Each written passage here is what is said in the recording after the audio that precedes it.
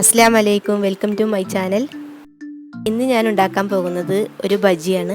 സാധാരണ എല്ലാവരും പച്ചക്കായ കൊണ്ടാണ് ചെയ്യാറ്. ഇത് ഒരു ഞാലിപ്പൂവൻ വെച്ചാണ് ചെയ്യുന്നത്. അപ്പോൾ ഇതിനു വേണ്ടി ഞാൻ ഒരു 8 ഞാലിപ്പൂവൻ എടുത്തിട്ടുണ്ട്. പിന്നെ ഇനി കുറച്ച് അരച്ചെടുക്കാനുണ്ട്. ഒരു സവാള, ഒരു ചെറിയ കഷ്ണം ഇഞ്ചി, 7 വെളുത്തുള്ളി, ഒരു പച്ചമുളക് എല്ലാം കൂടി ഒന്ന് മിക്സിയിൽ അരച്ചെടുക്കുക.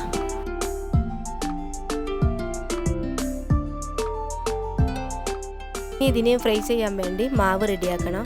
അതിനുവേണ്ടി 1 കപ്പ് കടലമാവ്, 1 ടേബിൾ സ്പൂൺ അരിപ്പൊടി, 1/2 tablespoon cornflour, 1 tablespoon മൈദ, 1/2 ടേബിൾ സ്പൂൺ കായപ്പൊടി. ഇനി ഇതിലേക്ക് ആവശ്യമുള്ള ഉപ്പ് ചേർക്കുക. 1 ടേബിൾ സ്പൂൺ മുളക് പൊടി, നേരത്തെ അരച്ചു വെച്ചിട്ടുള്ള മസാല, കുറച്ച് കറിവേപ്പില കൂടി അതിലേക്ക് ഇടുക. ഇനി ഇതിലേക്ക് ഏകദേശം ഒരു 3/4 കപ്പോളം വെള്ളം ഒഴിച്ചിട്ട് കുഴച്ചെടുക്കണം.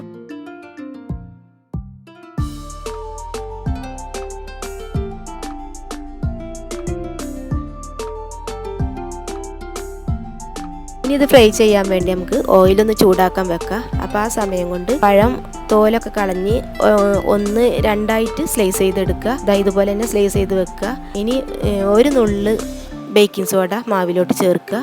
സാധാരണ ബജി ഫ്രൈ ചെയ്തെടുക്കണ പോലെ തന്നെ ഇതിൽ മുക്കി ഓയിലിൽ ഇതാക്കിയിട്ട് ഫ്രൈ ചെയ്തെടുക്കുക.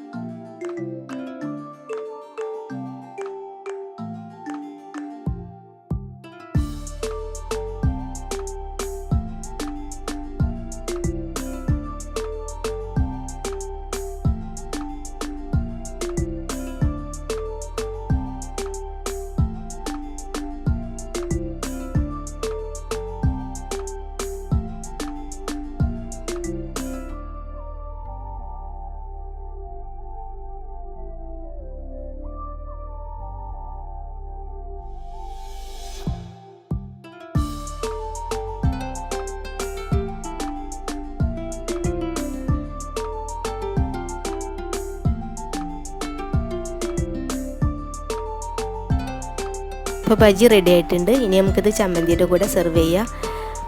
അപ്പോൾ ഈ ബജി ഉണ്ടാക്കുന്ന സമയത്ത് സവാള ആരും അരച്ച് ചേർക്കാറില്ല. ഇതിങ്ങനെ ചെയ്ത് കഴിഞ്ഞാൽ സ്പെഷ്യൽ ടേസ്റ്റാണ്. അപ്പോൾ ഈസി അല്ലേ, എല്ലാവരും ഇതൊന്ന് ട്രൈ ചെയ്ത് നോക്കുക.